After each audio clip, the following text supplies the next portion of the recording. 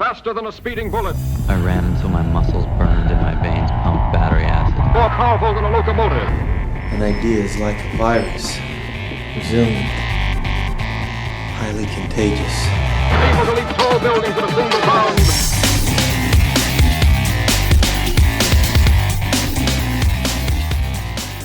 Hello, ladies and gentlemen, and welcome to the Better Humanology podcast. My name is Jared Moon, and I am your host today. I am actually doing a solo cast. It's just me today because I really want to try something new here on the podcast, and that is going over, just from time to time, if you guys hate it, let me know. If you love it, let me know.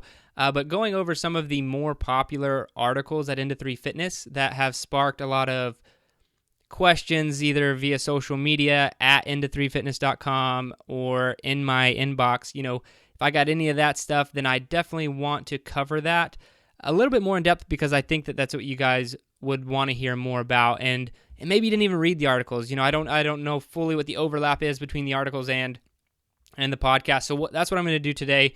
I'm going to cover a really popular and more recent article I wrote called The Definitive Guide to Leaning, Cutting, and Losing Fat with a Barbell. So I'm going to just read through that article, and my goal in doing so is for you to, interact with me any way that you want or need to. If you have any questions, hit me up on Twitter at EO3Fit.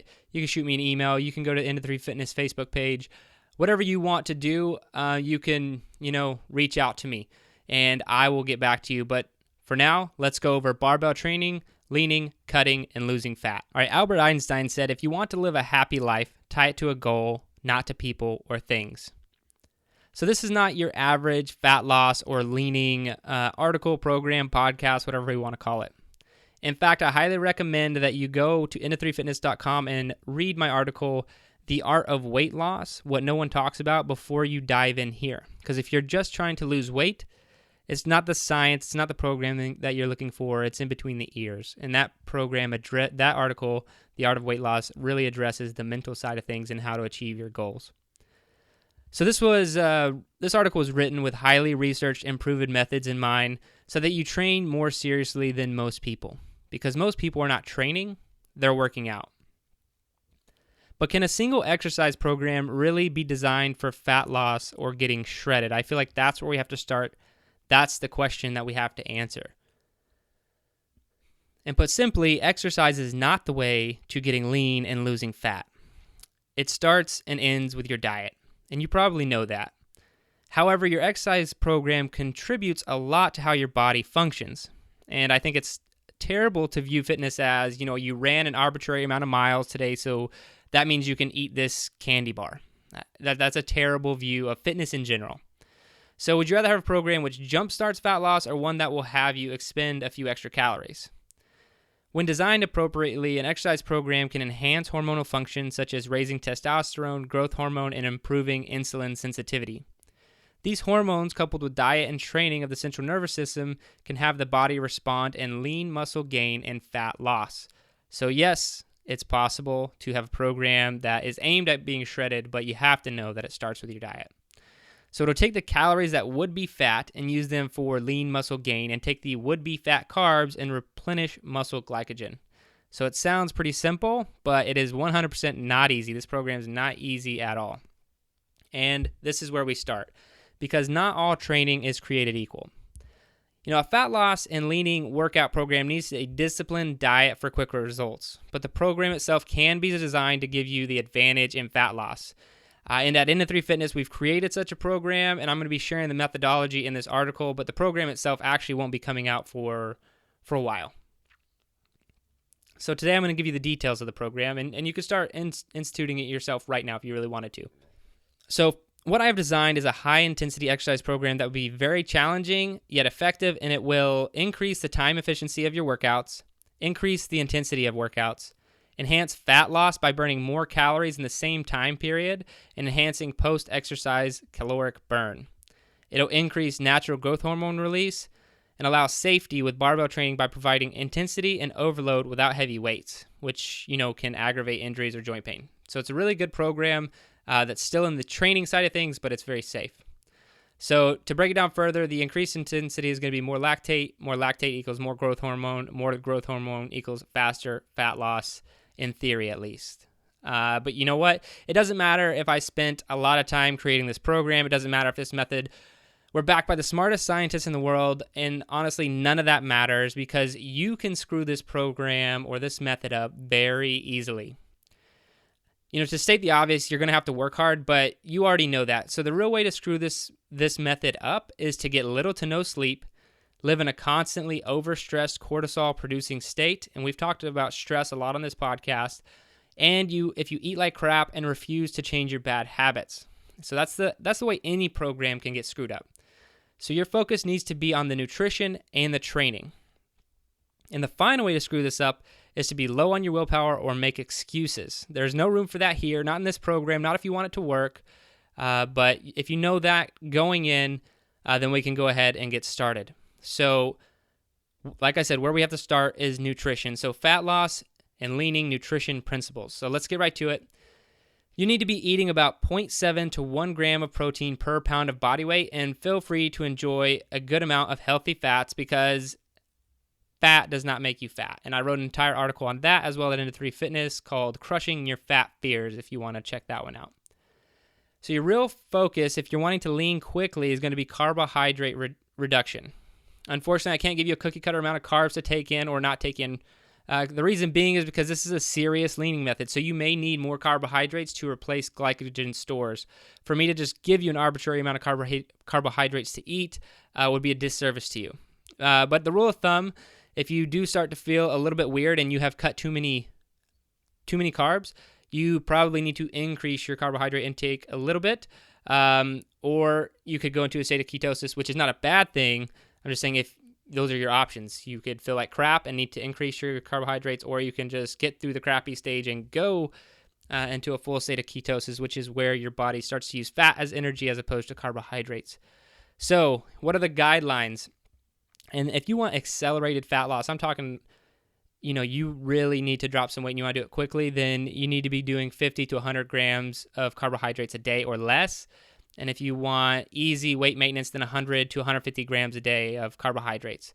And I know that's a really tall order, but you can definitely do it. And if you eliminate sugary foods and beverages, grains, legumes, trans and partially hydrogenated fats, and high-risk conventional meat and produce, you're going to be good to go. But let's talk more about carbs, because nobody is perfect, and you're going to have to experiment to find the perfect, exercise and diet balance when it comes to your carbohydrate intake. So you definitely still want to eat carbohydrates. I'm not saying that you shouldn't.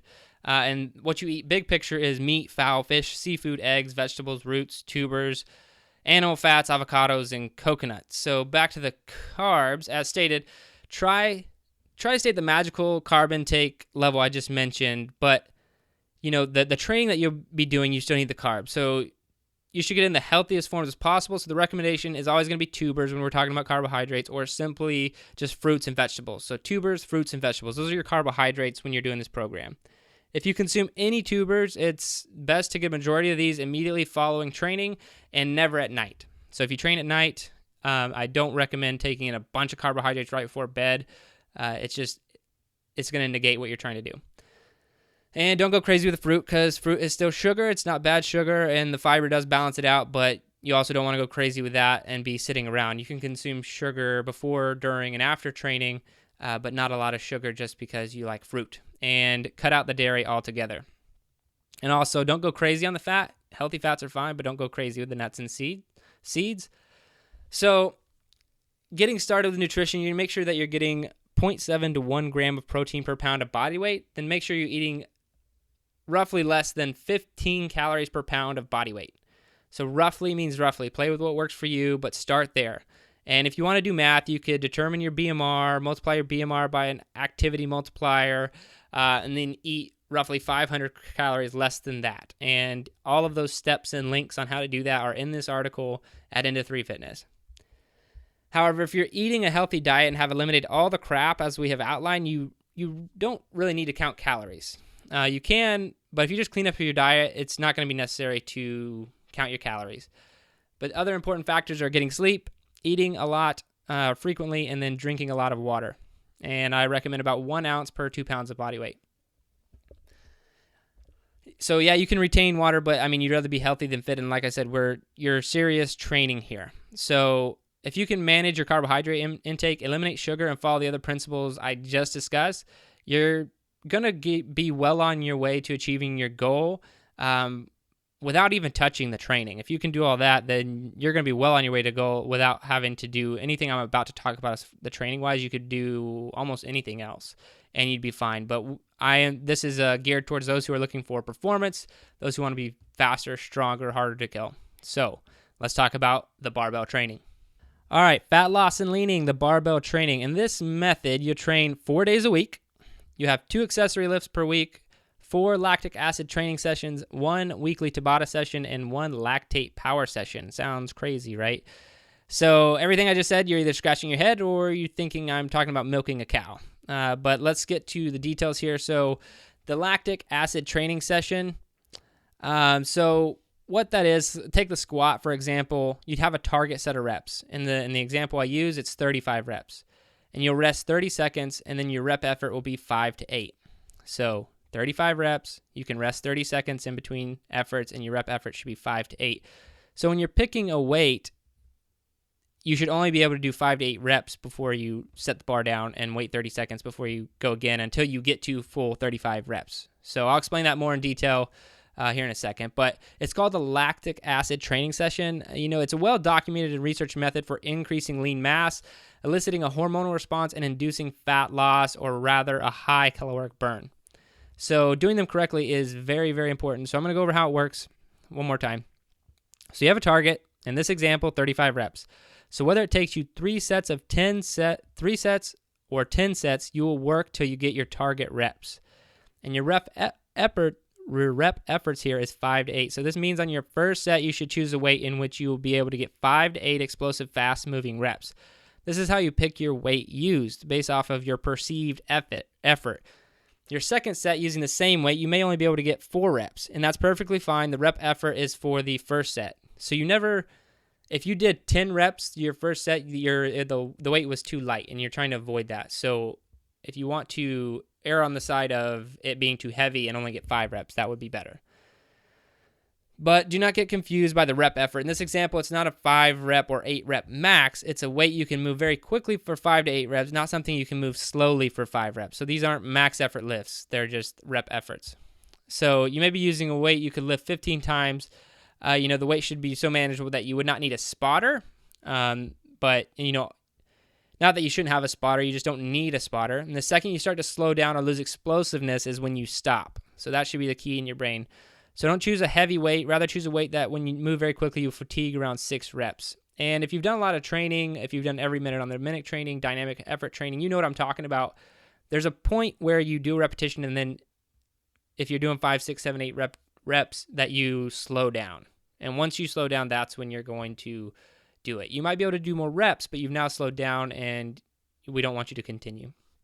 So the squat example, keeping with our example picture, say I picked 135 pounds on my back squat for this session. I would move as explosively as I possibly could with 135 pounds. Then I'd realize I'm slowing down at 7 reps, and I'd immediately stop. I'd rest for exactly 30 seconds, and now I have 28 reps left. I'd grab 135 pounds again and start squatting, but with fatigue and little rest, I may only get 4 reps when I start to slow, so I immediately stop. I rest exactly for 30 seconds again. Now I have 24 reps left. You continue this until you have no more reps to perform. Got it? Because that is only training principle number 1. Again, that is lactic acid training sessions. Moving to the next principle, Tabata. So Tabata, I know a lot of you are familiar with it. It's a very powerful way to improve the aerobic system as well as anaerobic system. Instead of focusing on one pathway, Tabata uses both extremely well and makes for a very efficient 4 minutes of exercise. It's a great way to jumpstart your metabolism and turn you into a calorie-burning machine all day. So what is Tabata? For 20 seconds, you do as many reps of the assigned exercise as you can. Then you rest 10 seconds. You repeat this 7 more times for a total of 8 intervals, 4 minutes total exercise. The score is the least number of reps for any of the 8 intervals. So keeping track, it's important to keep track of the lowest number for each exercise. We'll do the same Tabata each week, and we want to see how you can improve week to week. A lot of people don't know how to actually keep Tabata scores. Tabata score is always your lowest amount. So if you're the guy doing Tabata with push-ups and you knocked out 100 somehow in the first 20 seconds, but then your last Tabata set you're only doing 2, your score is 2. There's no average or anything else. It's the lowest one. It takes into account being able to do work over a period of time. So that's training principle number 2, Tabata. On to number 3, the lactate power session. So the lactate power sessions in this Into 3 fitness method are prescribed as sprints. I know a lot of people are scared of sprints. So we're going to operate at an all-out effort for a time domain that is always around 1 minute long, and you're only going to ever do it once per week. So the prescription is running sprints. However, you can do it on a rower or Airdyne if you have those two things available. So this is an amazing tool because most everyone, beginner to advanced, can operate near max effort for 45 to 75 seconds. And no matter your fitness level, we get the same results. So if you're 75 years old, you might only cover, 30 meters or 50 meters or 100 meters or whatever it is. But if you're an athlete and you're covering 400 meters in 60 seconds, then it's very different.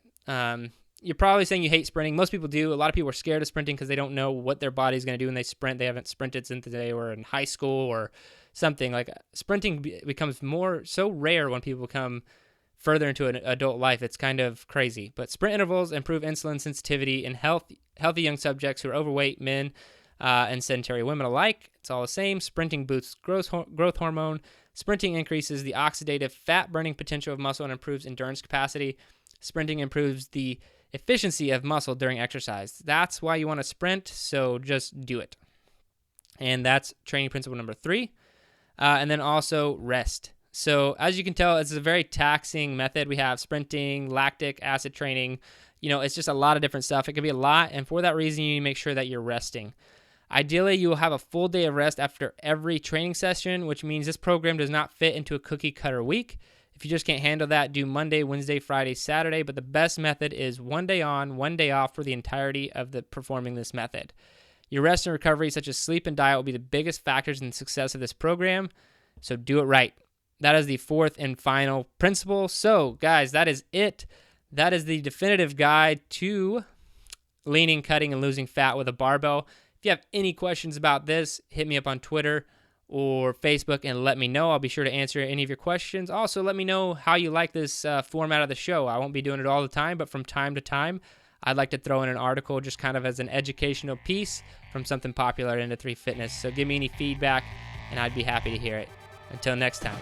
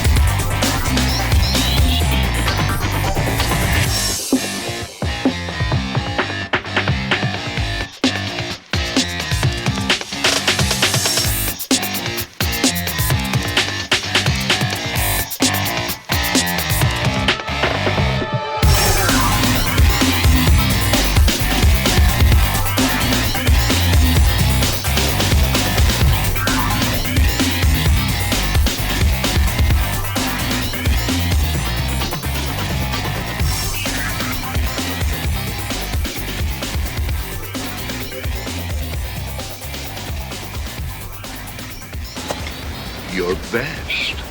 Losers always whine about their best.